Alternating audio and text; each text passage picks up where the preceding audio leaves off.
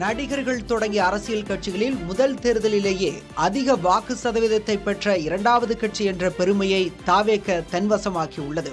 1983 ஆந்திர சட்டமன்ற தேர்தலில் போட்டியிட்ட NT ராமாராவின் தெலுங்கு தேசம் கட்சி 46.30% வாக்குகளை பெற்றது.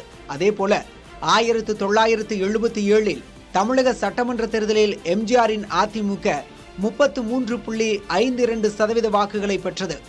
2009 ஆந்திர சட்டமன்ற தேர்தலில் தெலுங்கு நடிகர் சிரஞ்சீவியின் பிரஜா ராஜ்யம் கட்சிக்கு 16.38% வாக்குகள் கிடைத்தன. 2006 தமிழக சட்டமன்ற தேர்தலில் விஜயகாந்தின் தேமுதிக 8.38% வாக்குகளை பெற்றது. 2019 ஆந்திர சட்டமன்ற தேர்தலில் பவன் கல்யாணின் ஜனசேனா கட்சிக்கு 5.53% வாக்குகளும், 2021 தமிழக சட்டமன்ற தேர்தலில் கமலின் மக்கள் நீதி மையத்துக்கு 2.62% வாக்குகளும் கிடைத்தன.